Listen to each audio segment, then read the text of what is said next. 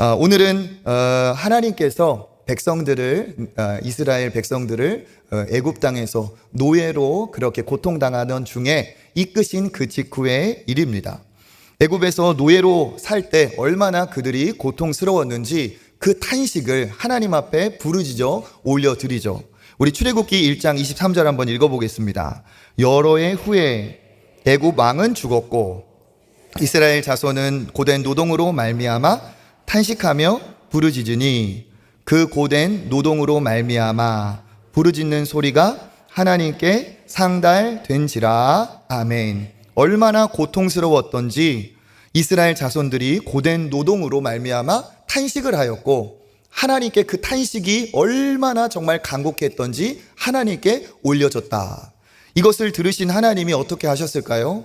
그들을 긍휼히 여기시고 그 조상 아브라함과 이삭과 야곱에게 하셨던 그 약속을 기억하사 이들에게 자유를 주시려고 한 구원자를 보내십니다. 그가 누구였죠? 모세입니다.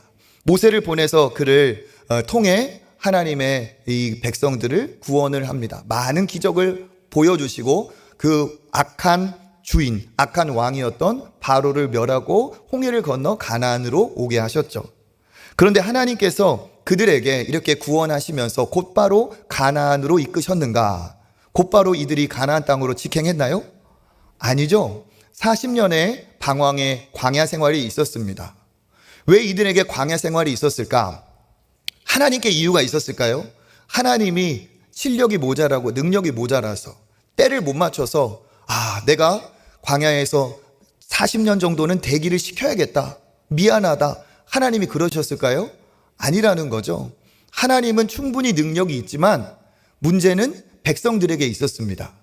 하나님의 축복이 모자란 게 아니고 하나님이 이것을 밀고 당기는 것이 아니라 그들이 축복받을 자격을 갖추지 못했기 때문에 그들에게 40년의 광야의 생활이 있었다는 사실입니다. 그러니까 우리가 기억해야 될 게 무엇입니까? 하나님이 우리를 복 주시기를 원하고 하나님은 정말 우리를 사랑하시는 하나님이라는 거예요.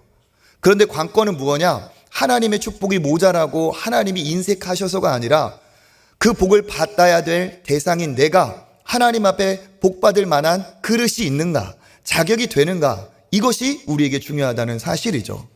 오늘 말씀을 통해 어떠한 사람이 하나님 앞에 진노가 있고 또 어떤 사람이 하나님의 복을 받는지 여러분 깨달으셔서 하반기에는 풍성한 복을 받으시는 여러분 되시기를 주님의 이름으로 축복합니다. 이 이스라엘 백성들에게는 축복을 받지 못할 고질적인 악한 습관이 있었습니다. 그것이 무엇이냐? 우리 11장에 우리 1절 상반절 한번 읽어보겠습니다. 여호와께서 들으시기에 백성이 악한 말로 원망하매. 아멘. 이것이 이유입니다. 그러면 어떠한 이유로 이들이 광야 생활을 지금 40년이나 방황을 하면서 돌았을까요? 악한 말로 원망을 하는 겁니다. 하나님이 이들에게 축복의 길로 인도하시고 이들에게 구원의 은혜를 베풀어 주셨는데 당연하게 이들에게는 감사와 하나님께 영광을 돌리는 것이 먼저이지만 그들의 입에는, 그들의 마음에는 항상 무엇이 있었다는 거죠? 악한 말로 원망하는 것이 그에게 있었습니다. 이들은 태어나면서부터 노예였고 그 노예로서 찌든 학대와 고통을 당한 그런 불쌍한 사람들이었습니다. 그런데 그들을 하나님께서 구원하셨지만 그들에게 이 노예 생활을 통해 악한 습관이 몸에 배어버린 거죠. 뭡니까? 이들은 비굴하든 비참하든 살아남기만 하면 되는 거예요. 그러니까 그 주인의 눈을 피해가면서 조금 더 편하고자 조금 더 내가 원하는 것을 얻고자 굉장히 이렇게 약삭빠르게 살아왔던 거죠. 그 중에 뭡니까? 서로 불평하고 눈에 보이는 주인을 원망하고 그 주인에 대한 적대심을 갖고 저주하는 그런 악한 마음이 그들에게 이렇게 완전히 찌들어 있었다는 사실이죠. 그래서 그들에게 가장 두드러진 특징이 무엇이었느냐? 원망이었습니다. 원망은 나를 돌아보고 나의 부족함을, 내 연약함을 회복하고 내가 조금 더 좋은 사람이 되어야겠다 이런 게 아니죠. 원망은 내 탓이 아니라 다른 사람을 탓하는 거고 상황을 탓하는 겁니다. 그러니까 항상 이들에게 있는 그 태도는 원망과 불평, 내 자신을 돌아보지 않고 주인 탓이고 상황 탓이고 네 탓이고 네 탓이고 이게 이들의 삶의 태도였다는 거예요. 그런데 어떻습니까? 하나님이 이들을 이제 노예에서 해방시켜서 자유인이 되고 하나님의 백성이 되게 하셨어요. 그러니까 이러한 악한 습관은 이제 어떻게 해야 될까요? 계속 간직할 것이 아니죠. 이건 버리는 것이 마땅합니다. 그런데 이들이 어떻게 합니까? 계속해서 악한 말로 원망을 하는 거예요. 그러면 이 원망하는 것을 주인이 안 볼 때 원망하고 불평했던 이러한 습관을 계속 하는데 하나님도 안 보인다고 해서 이 원망을 모르실까요? 하나님께 들리지 않을까요? 아니라는 거죠. 우리 1절 말씀 다시 한번 읽어보겠습니다. 여호와께서 들으시기에 백성이 악한 말로 원망하매 여호와께서 들으시고 진노하사 여호와의 불을 그들의 중에 붙여서 진영 끝을 사르게 하심에 아멘. 여기에서 두 번 강조된 말이 있죠. 무엇입니까? 여호와께서 들으시기에, 또 뒤에 보니까 여호와께서 들으시는 주님이라는 거예요. 그러니까 그들의 원망을 하나님이 아신다 모르신다? 아신다는 거죠. 다 듣고 계신다는 거예요. 우리가 이것을 기억해야 될 줄 믿습니다. 우리는 신앙인으로서 내가 하는 말에 대해서 진짜 조심하고 내 입술에 대해서, 내 말에 대해서 우리가 감찰할 줄 알아야 됩니다. 왜 그렇습니까? 눈에 보이지 않지만 우리와 함께 하시는 하나님이 우리의 모든 말을 듣고 계신다는 거예요. 사람들과의 대화 중에서도 하나님이 듣고 계시고, 심지어는 하나님은 어떤 분이십니까? 우리 마음의 소리까지도 다 알고 계시는 하나님이라는 거예요. 그러니까 그 말하는 것이 하나님 귀에 들리고 그것에 대해서 때로는 여기 있는 것처럼 진노가 임할 수도 있고, 또 하나님이 기뻐하시는 말을 통해서는 반대로 하나님의 복이 임할 수도 있겠죠. 그런데 이들은 어떻습니까? 악한 버릇으로 인해서 원망했고 하나님은 이것을 들으시고 참다 못해서 인내의 하나님, 긍휼의 하나님이 어떻게 하셨어요? 진노하시기까지 이른 겁니다. 그래서 하나님이 어떻게 하셨어요? 불을 그들에게 던지셨어요. 그 불에 모든 사람이 다 심판을 받아야 맞지만 하나님은 인내하셔서 여기 있는 것처럼 진영의 끝을 사르게 하셨다. 그런데 그것조차도 모세가 하나님 앞에 잘못했습니다, 우리 백성을 용서해 주십시오 기도했더니 하나님께서 그 불을 다 거두어 가셨어요. 이랬다면 이제 백성들이 깨달아야 되겠죠. 악한 말로 원망하고 불평하면 하나님이 다 들으시는구나. 절대 우리가 그렇게 하지 말자. 오히려 하나님이 들으시니까 더 복된 말을 많이 하자. 이렇게 해야 될 텐데 어떨까요? 이들이 또 그 일을 반복하고 있습니다.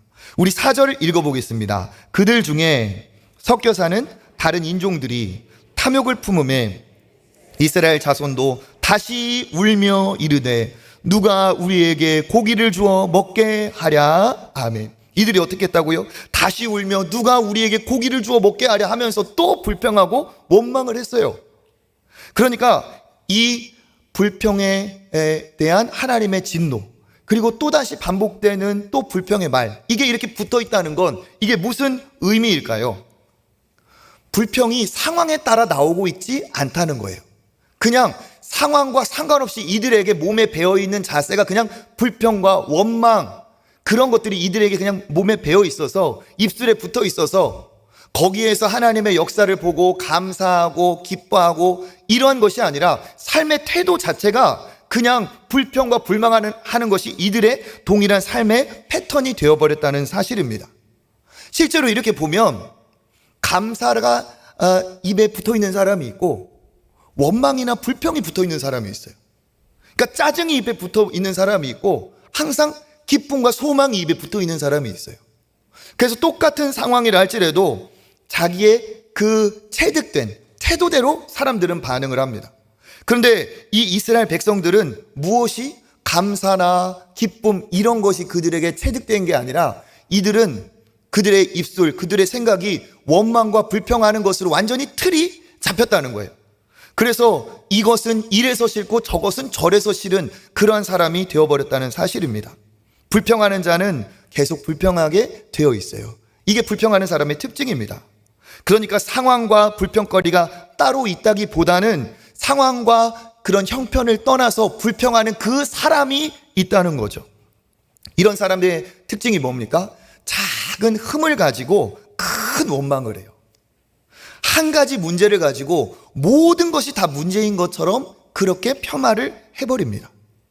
그러니까 이들이 하나님 앞에 자유를 찾아 하나님의 축복의 땅으로 가는 이 여정에서 악한 말로 하나님을 원망하고, 또 누가 우리에게 고기를 주어 먹게 할까 하면서 그들이 이렇게 탄식을 하니까 그것을 들으시는 하나님의 마음, 하나님의 뜻은 어땠을까요? 하나님이 다시 진노하실 수밖에 없겠죠. 우리는 하나님 앞에 진노를 유발하는 사람이 아니라 하나님 앞에 정말 기쁨이 되고 축복을 받는 저와 여러분 되시기를 축복합니다. 그러니까 이건 우리가 반대로 생각을 해야 된다는 거예요. 그러면 이들의 불평이 어디서부터 시작되었는가? 전부 다 불평을 했지만 사실 이거는 작은 출발부터 있었습니다. 다시 그 말씀을 보면 이렇게 시작하죠. 그들 중에 섞여 사는 다른 인종들이 탐욕을 품어서 시작됐다고 했어요. 그러니까 이스라엘 백성들이 그 출애굽의 현장에서 나올 때 몇 명 정도 되었느냐? 약 장정만 60만 되었다고 합니다. 그러니까 전부 다 이스라엘 백성이 한 아브라함의 혈통은 아니었다는 거예요. 모세의 가르침에, 모세의 뜻에 따라서 노예에서 해방하고자 자유를 찾아 나온 사람들이, 여러 민족들이, 여러 부류가 함께하여서 하나님의 말씀 안에 이스라엘 백성을 이루었다는 거예요. 그런데 그 초반에 그들 중에 섞여 있는 다른 소수의 인종들이 있었는데 그 소수로 인해서 이 불만이 터져 나왔다는 사실입니다. 그런데 소수의 이 작은 부류의 이 문제가 절대 작은 문제가 아닌 이유가 뭘까요? 소수의 작은 문제가, 소수의 불평과 원망이 다수의 문제로, 전체의 문제로 번졌다는 사실이에요. 여러분, 감정은 옆에 있는 사람에게 어떻게 해요? 전파가 됩니다. 특별히 악한 감정, 부정적인 생각들은 더 강력하게 전파되는 특징이 있어요. 진짜 여러분 주변에 원망과 불평이 가득한 사람 곁에 조금만 있어 보세요. 그 사람의 원망과 불평의 감정이 내게 전가가 됩니까? 안 됩니까? 돼요. 나도 그것에 영향을 받게 되어 있어요. 어떤 사람이 우리 나라에 대해서 그렇게 불평과 불만, 비판을 하는 사람이 내게 지금 옆에 있어서 같이 말을 조금 대화를 섞어봤다. 금세 나도 나라에 대한, 빨리 이 나라가 망할 것 같고 망해야 될 것 같고 빨리 나는 이 나라에서 이민 가야 될 것 같고 막 이런 생각이 들어요. 근데 사실 그런 마음이 없었다가도 그런 사람과 이야기하는 중에 어때요? 내가 그렇게 전염이 되는 거죠. 이렇게 악한 생각은 작은 불씨와도 같아서 이게 작다 할지라도 온 산을 태우는 이러한 역사가 일어난다는 사실입니다. 그래서 우리 안에도 마찬가지죠. 작은 원망거리, 작은 불평거리를 우리 안에 담아두는 것부터 우리의 삶이 하나님이 기뻐하지 않는 방향으로 갈 가능성이 있어요. 작은 원망도 우리가 예사롭지 않게 보는 그러한 영적인 안목이 있어야 될 줄 믿습니다. 이들은 그렇게 나라를 탓하고 백성을 탓하고 이런 부정적인 생각이 가득했던 거죠. 그런데 이 불평이 그 소수의 사람들에게서 어디에서 기인이 되었는가? 말씀을 보니까 다른 인종들이 무엇을 품음에 이렇게 되어 있죠? 탐욕을 품음에 되어 있어요. 말씀을 보세요. 그들 중에 섞여 사는 인종들이 무엇을 품음에? 탐욕을 품음에 이스라엘 자손들 다 다시 울게 되었어요. 그러니까 이 불평과 불만이 어떠한 마음으로부터 출발했습니까? 탐욕으로부터 출발을 한다는 겁니다. 여러분, 탐욕이 뭐죠? 탐욕? 만족하지 못하는 악한 마음이 탐욕이에요. 탐욕스러운 사람을 만족시킬 수 있는 것은 아무것도 없습니다. 탐욕스러운 마음은 거지의 마음과도 같고 탐욕스러운 마음은 구멍난 마음과도 같아서 아무리 많은 것을 때려 다 채운다고 해도 탐욕을 만족시킬 수 있는 것은 이 세상에 아무것도 없습니다. 그러니까 늘 갖고만 싶고 늘 결핍에만 그렇게 초점이 있는 거죠. 탐욕의 특징이 뭡니까? 이미 내가 가진 것, 내가 누리고 있는 것에 대해서는 관심이 없어요. 내가 있는 것, 나에게 주어진 것에 대한 감사나 의미, 감동은 없습니다. 탐욕의 마음에 사로잡힌 사람은 늘 뭐에 관심이 있어요? 결핍에만 관심이 있어요. 없는 거, 부족한 거. 그래서 그 한 가지 없는 것을 가지고 다 없는 것처럼 그렇게 안달이 나는 게 바로 탐욕이죠. 탐욕이 있는 사람은 모든 의미를 상실하고 감사를 지워버립니다. 그리고 그 탐욕은 결핍을 부추기고 남들과 비교하게 만들고 모든 나의 삶을 불만족으로 만들어버려요. 그러다 보니까 어떻게 되었어요? 탐욕이 불평과 불만과 원망을 낳아버렸습니다. 탐욕은 굉장히 자극적이에요. 세상의 문화가 다 소유와 탐욕으로 돌아가고 있습니다. 그래서 어떡합니까? 우리가 광고를 봐도, 우리가 사람을 만나도 우리 안에 이러한 그 아우성이 일어나요. 너 저거 없지? 너 저거 갖고 싶지? 너 저거 없어서 불행한 거야. 저것도 없냐? 너는 불쌍하다. 광고를 보고 사람을 만날 때마다 그런 것들이 우리 안에 일어납니다. 그것이 없어서 내가 진짜 초라한 사람처럼 느껴지고, 그것이 있으면 내가 진짜 행복할 것처럼 탐욕은 결핍을 자극합니다. 그러면서 어떻게 해요? 하나님이 내게 주신 것, 하나님이 내게 주신 선물, 내게 누리게 한 것에 대해서는 전혀 감사하거나 의미를 갖지 못하게 합니다. 그러면서 결국 어떻게 합니까? 내 삶이 불만족스러운 거죠. 원망과 불평, 그러한 불행한 삶의 해석이 되는 겁니다. 우리가 잘 아는 것처럼 컵에 물이 있을 때, 그 얘기 알죠? 컵에 물이 절반이 딱 있을 때 사람들마다 해석이 달라요.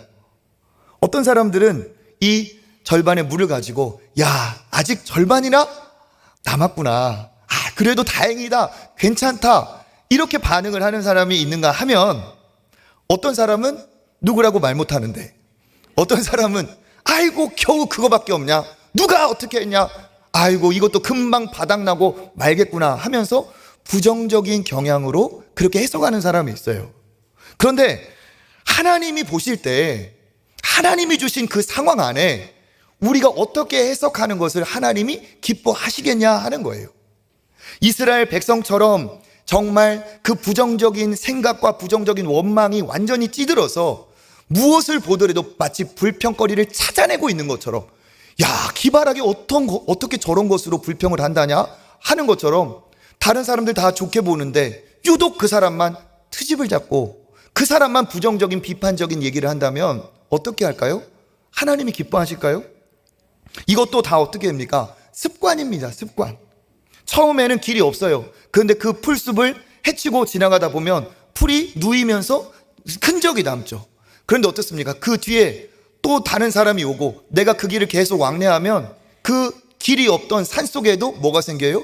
길이 나요.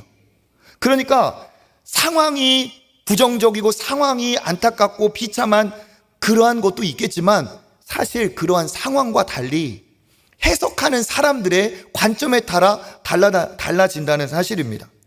그 해석의 틀을 갖고 있어서 좋은 것도 좋게 보지 못하는 사람들이 있고, 어렵고 안타까운 상황에서도 감사하고 기쁨을 말하는 사람이 있다는 사실이에요.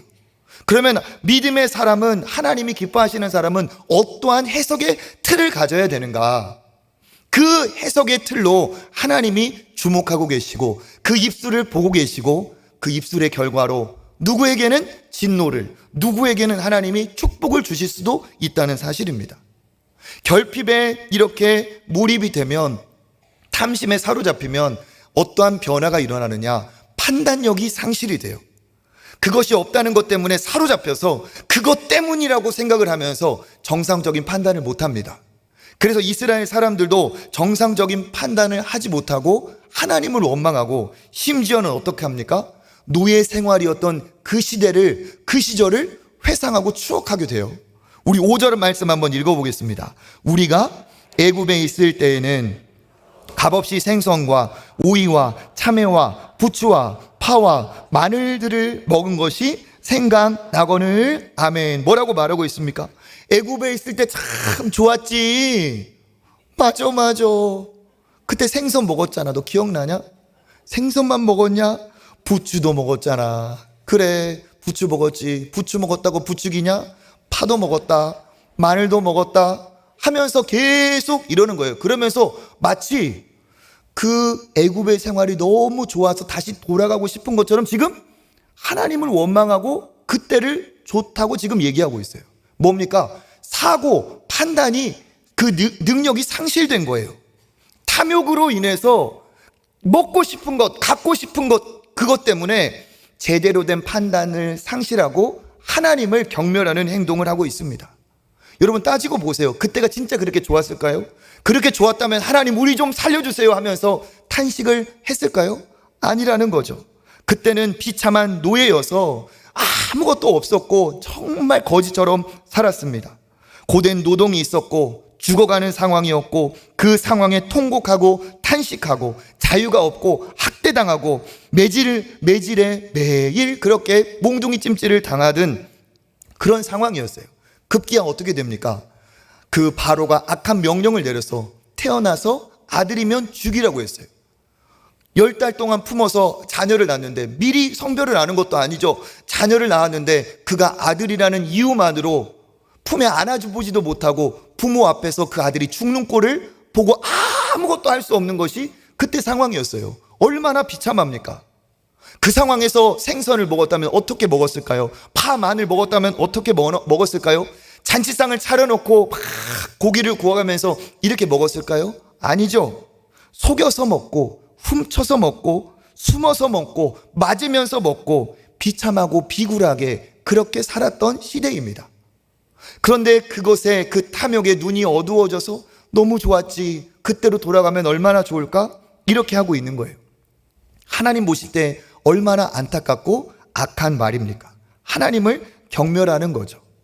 그들은 이제 주인이 바뀌었어요. 선하신 하나님이 그들에게 자유를 주시고 지금 광야를 지나 어디로 가십니까?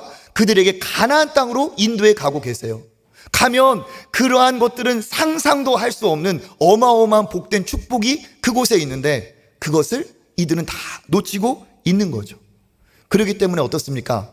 탐심으로 원망과 불평이 나오면 정상적인 사고를 할 수가 없습니다.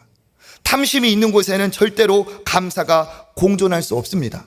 탐심이 있는 곳에는 탐심이 크면 클수록 만족할 수가 없습니다. 판단력은 사라지고 거기에는 원망과 불평, 비교의식밖에는 없는 거죠.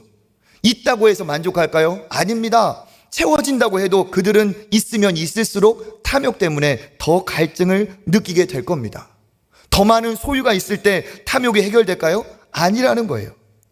진정한 탐욕에서 해방되어 만족하는 인생은 어떤 것입니까? 탐욕을, 소유를 가지고 채워가는 방식으로 만족하라는 이 패턴에서 벗어나야 된다는 거예요. 가짐으로, 더 얻음으로 내가 내 것 삼아서 오는 그런 만족의 방식을 벗어나서 그것에 자유하는 사람이 될 때 진정한 만족을 누리게 된다는 사실입니다. 있으면 좋겠지 하지만 있는다고 해서 나에게 어마어마한 기쁨과 은혜가 찾아오는 게 아니에요. 그것도 잠깐이죠. 결국 뭡니까? 계속 공허한 반복이 계속 되풀이될 뿐입니다. 저도 이렇게 봤어요. 제가 뭐 돈이 그렇게 많은 사람 아닙니다. 근데 돈 많은 사람 많이 봤어요. 제가 사역을 여러 곳에서 했는데 제가 사역을 몇 년 동안 했던 곳 중에 이제 분당에서 사역을 했어요. 요즘도 그러는지 모르겠는데 그냥 우스갯소리로 천당 밑에가 분당이라고 합니다. 우리는 잘 모르겠는데 거기 뭐 많이 좋은가 봐요. 저도 살아봤더니 살기는 편해요. 거기 부유한 사람들 많아요. 돈의 단위가 다른 사람 많아요. 근데 그들의 얼굴이 우리랑 몇 배 차이 나고 막 그것이 아니라는 거예요. 거기에서도 똑같이 하루 3끼 먹고 살아요. 집에 방이 10칸이 있다고 해서 잠자면서 하루에 10칸 다 쓰는 게 아니에요. 자기 침대에서 그냥 누워서 거기서 일어나는 거예요. 그것으로 만족을 얻으려 하지만 그것이 더 2배, 3배, 4배 계속해서 만족을 주는 게 아니라는 거예요. 요일별로 내가 자동차가 있어서 7대가 요일별로 있어서 월요일에 타는 차, 화요일에 타는 차, 더 헷갈리기만 해요. 한 대 타는 게 훨씬 더 편합니다. 소유가 많아서 몇 배로 더 행복할까요? 아니라는 거예요. 그것이 없어서 내가 불행한 거예요? 아니라는 거예요. 그런데 세상은, 마귀는 어떤 식으로 하느냐? 네가 이것이 없어서 불행하다고 계속 속삭이고 물질로 우리를 탐욕으로 몰아가고 있어요. 처음 인간이었던 아담과 하와가 왜 범죄했습니까? 사탄이 노린 게 있어요. 뭡니까? 탐심이에요. 먹는 것으로 그들을 넘어뜨렸다는 걸 여러분 잘 아시기 바랍니다. 에덴 동산은 가장 풍성한 곳이에요. 모자란 것이 없는 곳, 가장 결핍이 없는 곳. 그런데 사탄이 아담과 하와에게 뭐라고 꼬입니까? 너 다 먹지 말라고 했지 한 것처럼 결핍을 지금 표적 삼아 얘기하고 있어요. 다 먹지 말라고 했지. 아니죠. 하나만 먹지 말라고 했어요. 그런데 그것을 가지고 탐심을 부추기고 결핍을 조준합니다. 너 이거 못 먹어서 얼마나 불행한 인생인 줄 아냐? 다 먹으라고 하면 요거 한 가지까지 주셔야지. 하나님도 진짜 쪼잔하다. 모든 것을 허락하신 하나님을 왜곡시킵니다. 그러면 어떻게 돼요? 탐심이 결핍으로 오고 그 결핍은 눈을 가리고 판단력이 상실해서 어떻게 해요? 하나님을 업신여기고 손을 대고 범죄하게 되는 거예요. 우리 역시도 마찬가지입니다. 탐심에 사로잡힐 때 우리는 절대로 행복할 수 없고 하나님의 자녀된 축복을 누릴 수가 없습니다. 100층 넘는 아파트 신방 가봤어요. 많이 가봤습니다. 막 집이 대궐 같아요. 집안에서 전화해야 돼. 어디 있는지. 막 그 엘리베이터를 타고 올라가면 비행기 타고 올라가는 것 같아요. 그 몇십 층을 100층을 그냥 가니까 그런데도 빨리 움직이는 것 같진 않아. 승차감은 좋아요. 그런데 비행기 타는 것 같아.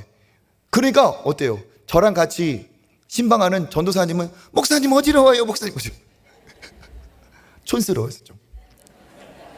그런데 공통적으로 어려운 게 있어요. 뭐냐? 엘리베이터를 타고 몇십 층을 올라가면은 기압 차이가 생기잖아요. 오래 사시는 분들은 있는지 없는지 모르겠어요. 기압 차이가 있다 보니까 한 30층, 40층 올라가면은 귀가 먹먹해지는 거예요. 우리 높은 곳에 올라갔을 때. 그럼 어떻게 해요? 숨을 이렇게 침을 꿀떡 삼켜. 그러니까 이렇게 보면은 엘리베이터 타고 가면서 서로 이러고 있어요. 가면은 막 통창으로 막 이게 막 광안대교 막 뷰가 막 보여요. 멋있죠. 그런데 겨울에는 춥고 여름에는 덥고, 그리고 사실 대부분 또 그렇게 좋은 집들이 비어 있어요. 왜 비어 있을까? 새벽에 나가서 집주인은 늦은 밤에 들어와요. 그래서 불 켜가지고 지나가는 사람 야경 좋게 노력을 또 해줘요. 그 낮에 다 돈 벌러 나가 있는 거예요. 그리고 여유 있게 그곳에서 뷰를 바라보면서 커피 한 잔 탁 내려가지고 다리를 꼬고 이렇게 마시는 분들은 누구냐? 일하시는 아주머니들. 그분들이 다 누려요. 그분들이 다 누려. 내 거인 것처럼. 그러니까 이거 보면 이게 사 놓는 사람 따로 있고 누리는 사람 따로 있어요. 이게 진짜 누구 건가 싶어요. 그런데도 뭡니까?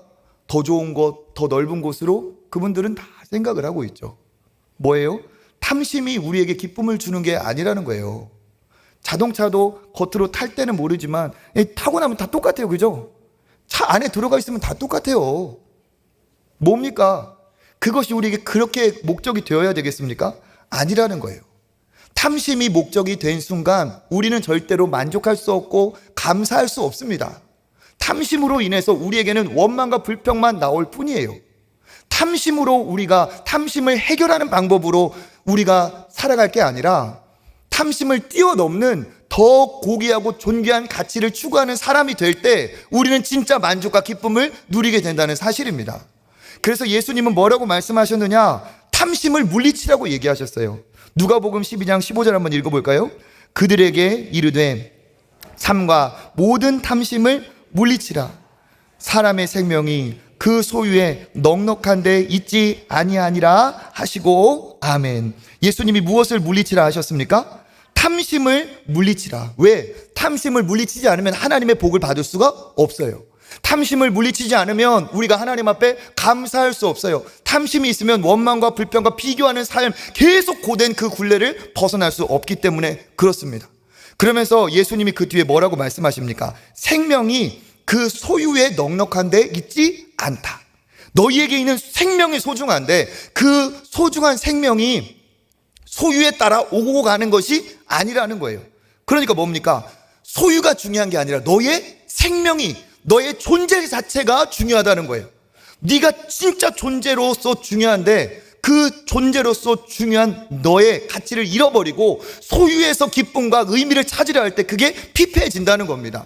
그러니까 뭐라고 말씀하세요? 여기에 생명이라 말하는 것은 존재라고 말할 수도 있고 우리의 몸이라고도 말할 수 있죠. 우리의 전 인격이라고 말할 수 있어요. 하나님이 주신 나라는 존재로 인해서 기뻐하고 감사할 때 우리가 진짜 복된 인생이 되는 거예요. 내가 10,000원짜리 옷을 걸쳤다고 해서 내가 10,000원짜리 인생이 아니라는 거고, 내가 명품을 걸쳤다고 해서 내가 명품이 아니라는 거예요. 진짜 존귀한 건 나의 생명이고 하나님이 나를 그렇게 존귀하게 보신다. 이것이 중요하다는 사실입니다. 우리가 얼만큼 중요한 존재입니까? 하나님이 얼마나 우리를 귀하게 보세요? 우리를 위해 아들을 주시기까지 우리를 사랑하셨습니다. 내가 입은 옷 때문에, 내가 들고 있는 가방 때문에, 내가 걸치고 있는 것 때문에 아들을 보내주신 것이 아니라 정말 죄인인 나를 긍휼히 여기신, 내 생명을 존귀하게 여기신 하나님의 은혜로 우리가 구원을 받았어요. 예수님은 우리를 위해서 자기의 생명까지 내어주셨어요. 그 정도로 우리는 존귀한 존재입니다. 그런데 내가 그 소유에 집착하여 원망과 불평한다면 하나님의 백성으로서 맞지 않은 해석의 방법이라는 거예요. 저는 이렇게 거울을 볼 때마다 감동하고 있어요. 제가 말하면서도 참 어이가 없어서 거울을 볼 때마다 이야, 참 복되게 잘생겼다. 그런, 왜? 하나님의 은혜로 지음받아 하나님의 자녀인 내가 복되죠. 그죠? 안 그러세요? 거울 볼 때마다 자기 자신을 칭찬하고 감동하시는 여러분 되시기를 바랍니다. 근데 혼자 있을 때 해야 돼요. 다른 사람 있을 때 하면은 우리가 오해받을 수 있으니까. 왜? 우리는 진짜 그렇게 존귀한 하나님이 기뻐하시는 존재라는 거예요. 내가 걸친 옷으로 하나님이 나를 평가하시지 않는다는 거예요. 오히려 그것에 비교하면서 내가 내 스스로를 오히려 비참하게 만들 필요가 없다는 거죠. 하나님은 우리를 존귀하게 여기십니다. 탐욕에 사로잡히면 하나님을 멀리하게 되어 있고 소유를 따라가고 돈을 따라가다 결국 어떻게 됩니까? 우상숭배를 하게 돼요. 그래서 골로새서 3장 5절 읽어보겠습니다. 그러므로 땅에 있는 지체를 죽이라. 곧 음란과 부정과 사욕과 악한 정욕과 탐심이니 탐심은 우상 숭배니라. 아멘. 탐심이 출발이 되어서 하나님을 멀리하고 하나님 아닌 것들을 섬기게 하기 때문에 탐심이 우상 숭배로 이어집니다. 지금도 이방에 다 우상 숭배하는 사람들 보세요. 자기의 탐욕 때문에 우상 숭배를 하고 있어요. 그래서 하나님이 우리에게 원하시는 건 무엇이냐? 오늘 말씀을 통해 하나님이 우리에게 말씀하시는 건 무엇이냐? 하나님이 기뻐하시는 이 상황의 해석자들이 되시기를 축복합니다. 하나님이 칭찬하시는 관점, 하나님이 칭찬하시는 해석의 틀이 여러분에게 있기를 바라겠습니다. 상황이 중요한 것이 아니라 어쩌면 나의 해석이 더 중요한 거예요. 하나님이 기뻐하시는 해석, 내 감정, 내 삶이 나의 해석에 달려 있어요. 그리고 또 뭡니까? 하나님이 나에게 진노를 주실지 하나님이 나에게 축복을 주실지 나의 해석을 하나님이 귀 기울여 듣고 계시다는 사실입니다. 그래서 여러분, 하나님이 주신 그 은혜에 만족하는 여러분 되시기를 축복합니다. 하나님은 무엇을 원하시느냐? 우리의 모든 상황에 하나님을 대입하시기를 원하세요.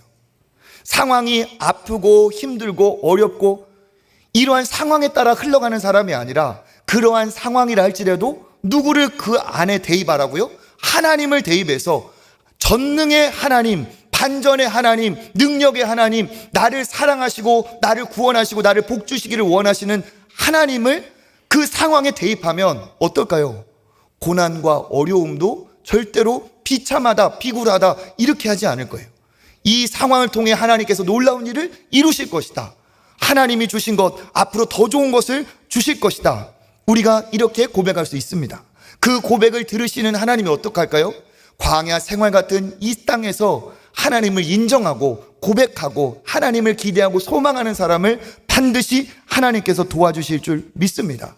그래서 하나님을 인정하는 사람이라면 어떤 해석이 합당할까요?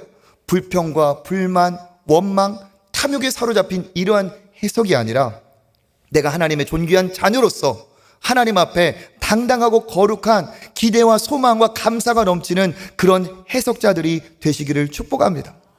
그래서 하나님이 이런 얘기를 하시면서 뒤에 만나에 대해서 설명하고 있어요. 그러니까 이건 앞과 뒤를 지금 대비하는 거예요. 그렇게 보잘것없다고 하는 그 만나를 하나님이 구구절절 설명을 하고 있죠. 이건 뭡니까? 만나가 그렇게 값어치 없는 것이냐? 절대로 그게 아니다 라고 하나님이 지금 반대로 얘기하시는 거죠. 만나가 어떤 것인지 우리 7절 읽어보겠습니다. 만나는 가시와 같고 모양은 진주와 같은 것이라. 아멘. 작은 들깨알 같은 게 가시와 같지만 모양의 빛깔은 뭐와 같다는 거예요? 진주와 같대요. 그 당시로서는 최고 값진 보화가 진주예요. 그러니까 그것이 보석같이 빛나고 있다는 거예요.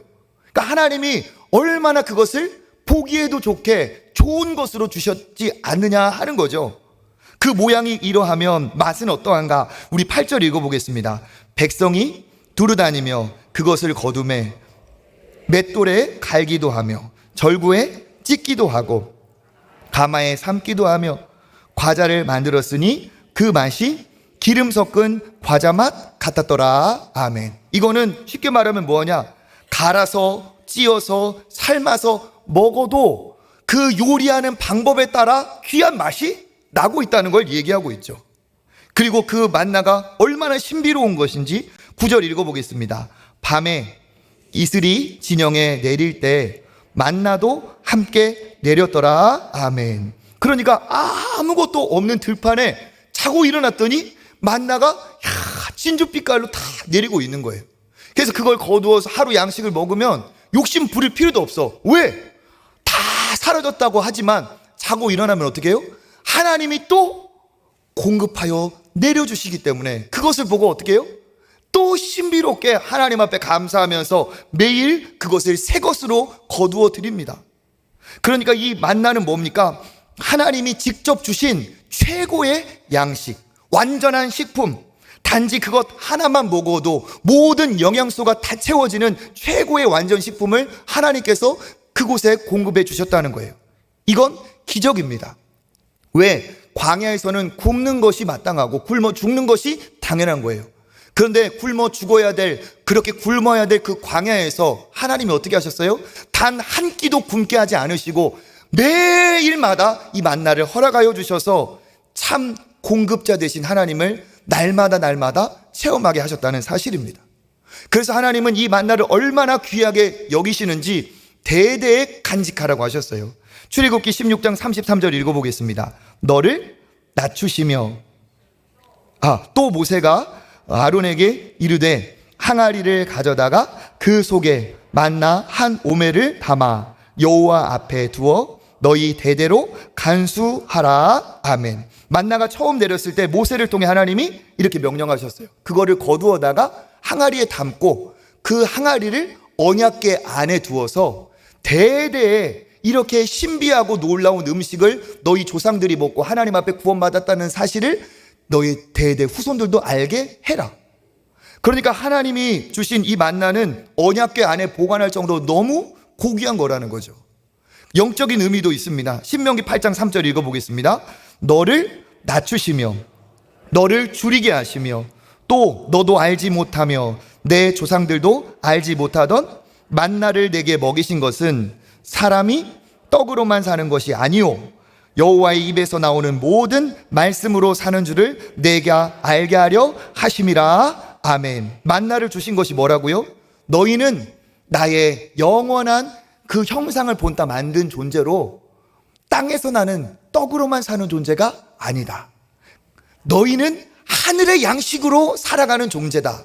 하나님 말씀으로 살아가는 존재다. 이걸 가르쳐 주시려고 만나를 허락해 주셨다는 거예요. 그것을 먹으면서 농사 지은 것도 아니고 추수한 것도 거두어 들인 것도 아닌 그 만나를 먹으면서 그들이 무엇을 깨닫게 하셨어요? 하나님이 영원한 생명을 주실 것이다.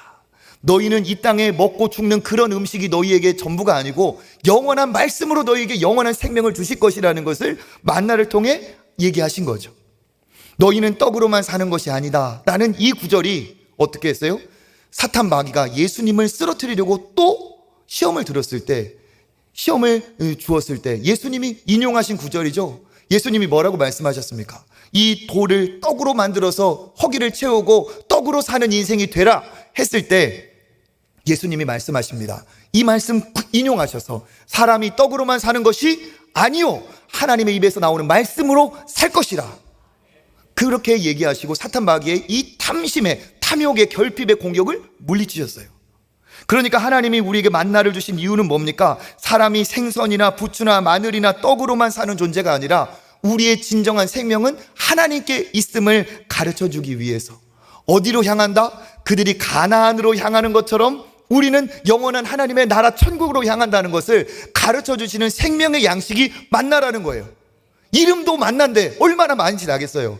그런데도 그것을 경솔히 여기는 그들에게 하나님이 화가 나셨겠죠.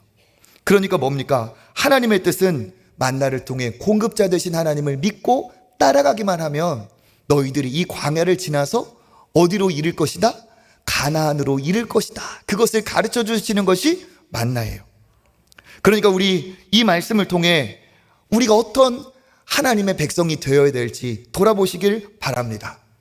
나는 탐심으로 인해서 내 소유를 만족시키는 방식으로 산다면 절대로 하나님의 백성답게 믿음의 사람답게 감사하며 살아갈 수가 없습니다. 늘 탐심으로 계속 내 안에 허기가 끝나지 않을 거예요. 그런데 뭡니까? 하나님이 주신 그 만나에 만족하며 그 주신 그 만나로 하나님 앞에 감사하며 오늘 나에게 없는 것이 아니라 이미 나에게 누리게 하신 것에 기뻐하고 감사하며 살아갈 때 하나님은 우리에게 더 큰 복을 주실 줄 믿습니다. 하나님은 그때 그들에게 만나를 주신 것처럼 오늘 우리에게도 만나와 같은 선물을 주셨어요. 내가 만나는 나의 배우자, 만나와 같이 나에게 제일 좋은 배우자로 하나님이 주신 줄 믿습니다. 나에게 주신 자녀들, 비교해서 누구보다 낫다 아니다 할 것이 아니라 하나님은 나에게 제일 좋은 자녀를 주신 줄 믿습니다. 비교해서 탐심에 의해서 내가 왜 이럴까, 이 사람은 왜 이럴까 할 필요가 없어요. 하나님은 나에게 제일 좋은 것을 주신 줄 믿습니다. 내가 사는 집, 내가 누리는 모든 직장, 내가 하는 모든 일이 하나님이 나에게 주신 만나와 같은 축복임을 믿으시길 바라겠습니다. 그래서 비교하고 탐심에 의해서 스스로 정말 비참해지지 마시고 하나님의 은혜 안에 늘 감사가 충만한 여러분 되시길 바랍니다. 남성 여러분, 집에 있는 아내를 늘 만족하시길 바라겠습니다. 만날 때마다 예쁘다 칭찬해 주시고, 아내도 우리 남편에게 만족하시길 바라겠습니다. 부모님이라면 자녀들을 보며 늘 만족하시길 바랍니다. 자녀라면 우리 부모님을 보며 늘 만족하시기를 바랍니다. 이것이 어떻게 해요? 하나님이 기뻐하시는 해석이고 이게 축복이라는 거죠. 하나님은 어떤 사람을 기뻐하실까요?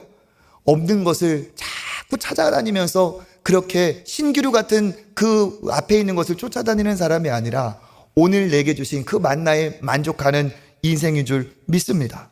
우리는 광야를 통과하는 그들과 똑같아요. 우리는 이 땅을 광야처럼 통과하고 있어요.